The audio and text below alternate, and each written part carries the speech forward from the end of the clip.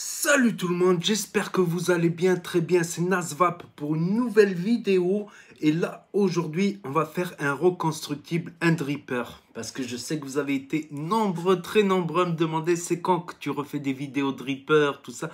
Donc allez, je vais reprendre là, 2021, des bonnes résolutions, je vais reprendre. Donc il y aura pas mal de reconstructibles et des grosses box aussi, des tests, des montages, tout ça. Donc aujourd'hui, ça va être du mesh, ça va être le profil 1.5. Donc j'avais déjà fait le profil 1 et ça c'est le 1.5. Donc on va voir les différences et on va faire le montage en plan serré. Donc mettez le pouce bleu des familles, c'est sympa, ça fait plaisir. Et on se retrouve après en plan large comme ça pour le bilan et la comparaison avec le profil 1. Allez, tchuss. Donc Autofo m'a envoyé le dripper, mais aussi des pièces de coton comme ceci. Donc il y a le chill. Le chill, ça serait un tranquille. Le extrême, ça serait extrême. Et le turbo, ça serait du turbo. 0,13, 0,15, 0,16. Tous ils sont conseillés entre 60 et 80 watts. Par contre, c'est pas les mêmes trucs, tu veux. On va le voir tout ça, plus en détail. Donc là, on a le dripper en coloris gunmetal. Voilà, c'est marqué métal ici, gunmetal.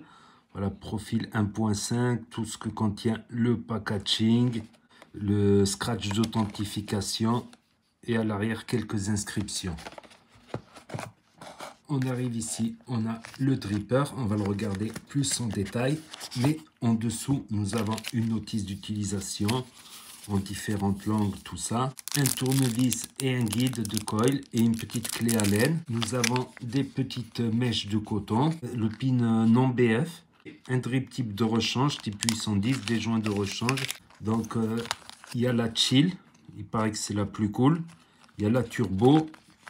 Et il y a la extrême. Donc moi je vais essayer la extrême en 0,16. Donc on peut voir que la extrême justement c'est du vrai mesh. Il y a juste deux pattes en plus. Alors que ça c'est du strip. Donc il y a une petite différence entre le vrai mesh et le strip. On va voir ça tout de suite. Mais on va le comparer aussi physiquement au profil 1. Donc ça c'est le profil 1. Donc, il fait un total de 24 mm de diamètre. Là, il y a le pin BF. On peut voir les petites inscriptions, tout ça gravé au dos. Des trous d'airflow un peu plus gros que sur l'ancien. Les trous ne sont pas disposés de la même manière. Donc, comme vous pouvez le voir, là, les plateaux sont différents. Celui-là, il est plus petit. Celui-là, il est plus gros. Tout le plateau de travail, il est beaucoup plus gros. Donc, je pense qu'il y aura plus de jus. Voilà, pour ceux qui ne vont pas l'utiliser en BF. On voit le petit trou BF en dessous, la plaque en céramique montée sur ressort, elle est aussi un peu plus grande. Voilà le petit ergot pour bloquer la cloche. Donc moi j'avais enlevé carrément un joint. Je m'en souviens parce que la cloche elle est super dure. Donc il faut mettre un peu de jus sur les joints. Donc ils ont remédié à ça et ils l'ont fait en un seul joint. Et on n'a plus les petites gravures. Donc si ils font le même diamètre et que le plateau, celui-là, il est plus grand, c'est qu'il y a une différence au niveau de la cloche. Vous pouvez le voir, elle est plus fine. Elle est plus fine, mais elle ne fait pas cheap, tu vois, elle ne fait pas cheap. Franchement, elle est plus fine, mais elle a l'air costaud. Alors que celle-là, elle était vraiment épaisse. Ça, à la limite, ça peut favoriser la chaleur. Et en plus, un autre truc, c'est que au fond, c'est en dôme. Donc, il y a un dôme. Pas très prononcé, mais c'est un petit dôme quand même. Alors que là, il n'y avait pas de dôme. Donc pour le drip type 510, ben, il y a un joint ici. Donc on peut y mettre n'importe quel drip type 510. Donc voilà, ce top cap, il permet de pouvoir fermer que la rangée du haut ou avoir les deux. Je vais vous montrer. Donc là, on voit mieux le dôme. Voilà, on peut se donner une meilleure idée du dôme. Donc là, on a la rangée du haut fermée et il nous reste que la rangée du bas. Et après, on peut fermer les petits trous. Après, ce n'est pas un matériel qui est conçu pour faire du tirage MTL avec un petit trou.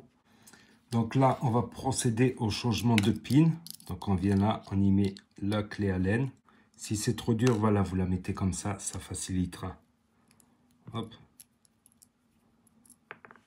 Donc voilà, la différence du pin BF, c'est qu'il y a un trou pour laisser le jus remonter de la bouteille. Mais là, je vais dripper à l'ancienne, comme on dit. Donc là, on va dévisser et on voit qu'on peut utiliser le cruciforme ou un tournevis plat. Donc Donc moi je vais le faire au tournevis plat. Donc quand on dévisse comme ça, il n'y a pas de ressort. Voilà, on peut y mettre l'emplacement pour la mèche. Donc on va commencer déjà à ouvrir. Hop, comme ça, il y a l'emplacement ici de la mèche. Ensuite, on prend ce guide de coil ici. Et on vient lui donner la forme définitive comme ceci. Ça le fait pas trop, ce mèche-là, il prend pas trop la forme, c'est dommage. Voilà, on lui a déjà donné l'intention de la courbe, on va dire. Du coup, on place une patte ici et on place une patte là. Ensuite, on va revisser le tout. Bon, essaye encore. Les aléas. Allez, on va y arriver. On y croit, on y croit. Donc là, je le tiens un petit peu. Hop, sans trop l'enfoncer. Et on va faire pareil de l'autre côté. On le tient un petit peu pour qu'il ne s'échappe pas. Et oui, il va passer à la fournaise. Il le sait, ce petit mèche. Hop, et après on peut serrer définitivement de chaque côté. Non, je l'ai mal monté. Je l'ai trop enfoncé d'un côté et pas de l'autre. Ensuite, je le mets sur une box ou une table, qu'importe. Et je vais faire un petit dry burn pour enlever les impuretés. Juste le faire rougir un petit peu comme ceci. On va le laisser refroidir et on va passer au cotonnage. Donc là, c'est du coton déjà pris. Donc j'ai ma manière à moi de cotonner. Donc déjà, je trouve qu'il y a trop de coton. Donc moi, j'en enlève un petit peu. Je le coupe avec les ciseaux ou au tofu. Et ensuite, on le fait rentrer d'un côté et il ressort de l'autre.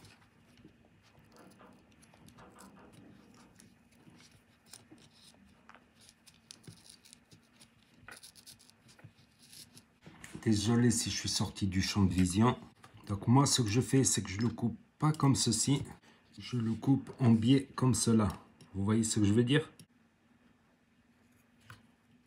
À peu près. Après, je vais le réajuster un petit peu. Pareil pour ce côté-là.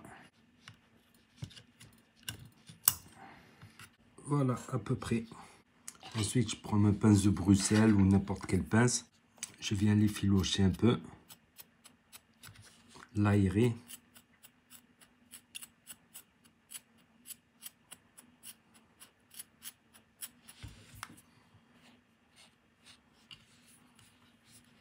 Pareil de ce côté.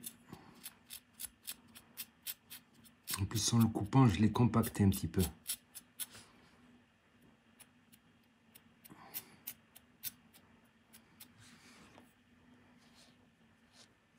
Ensuite, je viens, vous voyez, les plus fins du coup. Parce que l'important, c'est cette couche-là qui va être en contact. Donc, c'est mieux de couper en V par là parce que ça, la couche du haut, elle est directement en contact. Il faut que ça soit elle qui soit le plus irriguée. Et naturellement, c'est des brindilles qui vont de là à là. C'est la même brindille qui va de là à là comme ça. Donc, naturellement, celles-là, elles vont plonger dans le liquide, mais elles vont aussi donner du jus aux autres brindilles du milieu, du fond. Ensuite, on les met comme ceci. Pareil de l'autre côté. Ah, finalement, la cuve, elle est remplie de coton. Mais c'est pas grave, il y a au moins 2 ml qui vont rentrer dans le coton. On avait fait le calcul avec le Typhoon BT, ça à peu près 2 ml. Et on va procéder au jutage. Donc je vais y mettre du flan de queso. Le mèche, c'est plutôt pour du fruité. Mais les gourmands pastel, ça passe dessus aussi. Tout passe, mais c'est vrai que c'est plus optimisé le gourmand avec des vrais coils. Parce que les vrais coils, ils ont une vape beaucoup plus chaude. Et comme le mèche, surtout en SS 316, le mèche en SS 316, c'est une vape un peu plus froide. C'est plutôt optimisé, c'est plutôt une optimisation, mais bien sûr, là on imbibe bien le coton. Il va prendre 2 ml de jus, c'est clair et net. Après, comme j'ai toujours dit, le mèche, ça consomme beaucoup. Beaucoup de coton, beaucoup de jus. C'est une vape plaisir.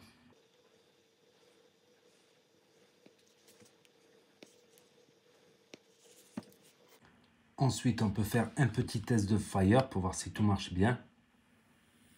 Et tout a l'air de bien marcher. Et on remet un peu de jus. On peut répéter cette opération pour accélérer le rodage. Pour accélérer l'absorption de jus aussi.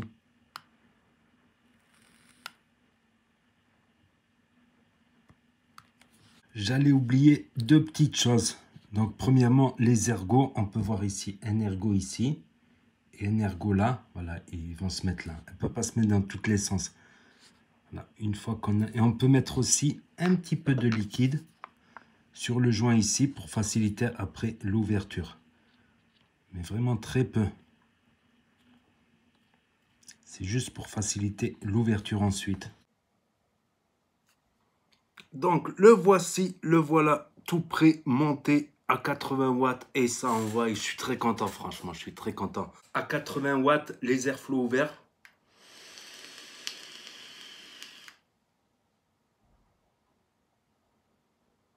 Mostruoso.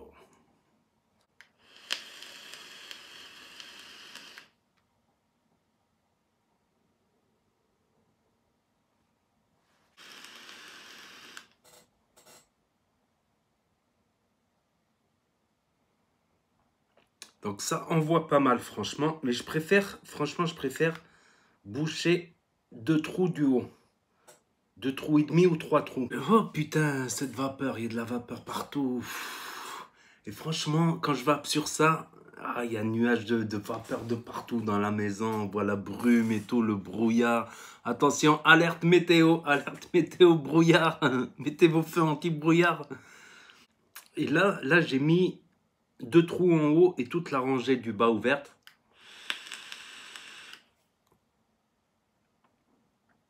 Je trouve que c'est bien et je retrouve super bien mon flanc de queso. La vape, elle n'est pas très chaude, elle n'est pas froide non plus. Donc j'ai l'impression que c'est du nickel, du Eni 80. Je sais pas, il n'y a rien marqué dessus. Si, A1 c'est Cantal. A1 c'est Cantal, je suis quand j'ai oublié. Donc c'est du Cantal.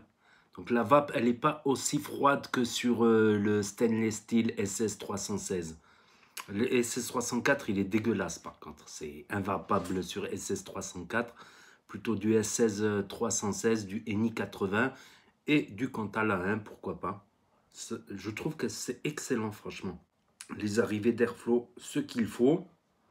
J'ai un peu douté un peu des airflow en haut, mais bon, ça viendra taper le haut du mèche. Franchement, agréablement surpris. Niveau saveur, excellent. Franchement, excellent. Le seul truc qu'on puisse lui reprocher, c'est un manque de hit comparé au, comment ça s'appelle, au double coil. Parce que les double coil, il y a un peu plus de hit. C'est pour ça que le mesh est plus accessible à ceux qui commencent la vape. Voilà, s'ils veulent passer sur du gros matos, faire des gros nuages, parce qu'il y a moins de hit, ça arrache moins que le double coil. Ça peut être problématique, par exemple, pour ceux qui vapent en 0 mg de nicotine. Ben, il n'y a pas beaucoup de hit là-dessus, en 3 mg, un petit peu, franchement, un tout petit peu. Donc en 0 mg, en montant les watts, tu as un peu de hit en double coil, mais tu n'en auras pas sur mèche.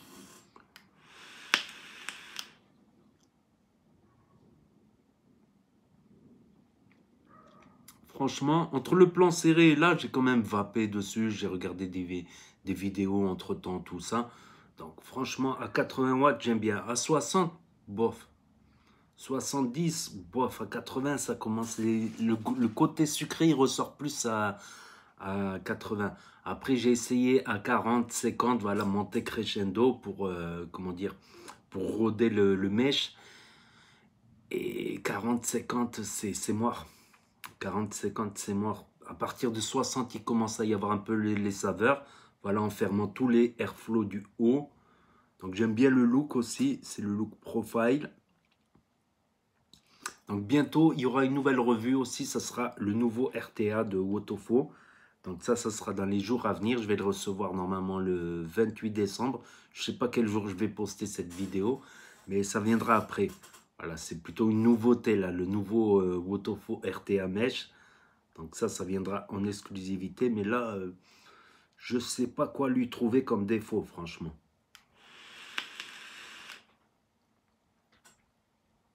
Niveau saveur, excellent. Niveau restitution de saveur, Niveau production de vapeur, top.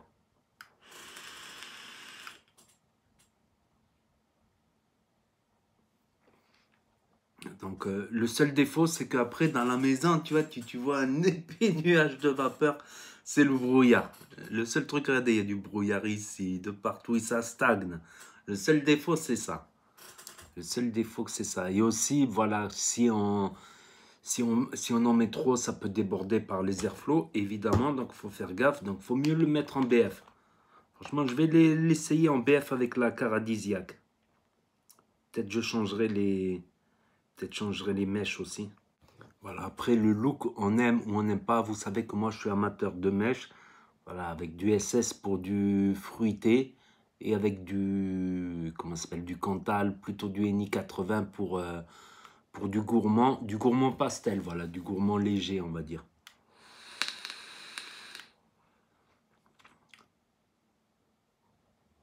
Après, comme je vous ai dit, ça dépendra du mèche. Vous pouvez aussi couper le mèche, plus la bande elle est étroite, plus vous allez monter en homme. Vous pouvez monter à 0,2, 0,3, 0,4 pour une vape plus pépère, plus vous diminuez la largeur du mèche et vous augmentez sa longueur. Mais bon, on ne peut pas augmenter indéfiniment parce qu'il y a le drip tip. Encore ça va, on peut monter assez haut sur celui-là. On peut monter encore plus haut, c'est-à-dire la longueur de pôle positif ou négatif comme ça, l'agrandir. J'en ai fait une vidéo justement. Je la mettrai soit sur le petit i ici, là, il va s'afficher ici, le petit i ou là. Et comment dire, dans la description, j'essaierai de le mettre dans la description et dans le... Sinon, vous allez sur mes playlists, tutos, tout ça. D'ailleurs, j'ai pas mal vapé, ça a soif, comme on dit, je vais aller boire. Après, en comparaison avec le profil .1, je préfère largement le 1.5, sur tous les niveaux. Je sais pas, j'aimais bien le profil 1.1, mais il y avait des petites choses, des petits détails qui me... J'avais pas, comme ça, de mémoire, j'avais pas un aussi bon souvenir que sur celui-là. La vape, elle était un peu plus chaude à cause de la cloche un peu plus large. J'avais essayé aussi avec du Cantal, ou il me semble, ou du NI 80. Je ne me rappelle plus quelle mèche j'ai mis dessus, là.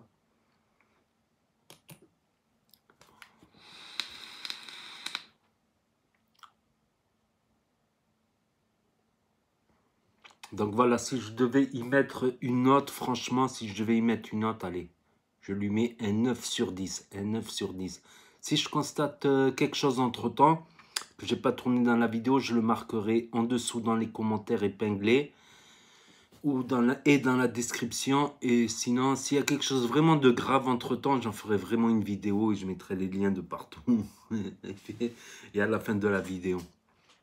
Non, franchement, un 9 sur 10 en catégorie RDA, voilà, c'est justifié. C'est justifié. Après, chacun ses préférences. Celui-là qui va préférer le double coil, vape un peu plus chaude, un peu plus de hit, voilà, il ira sur un double coil. Mais déjà, à 80, ça va, c'est bien, quoi. Point de vue hit, c'est pas dégueu, point de vue hit. Le hit, c'est la sensation qu'on a en gorge. Donc, c'est très léger avec le mèche. Ça dépend quel mèche on y met aussi.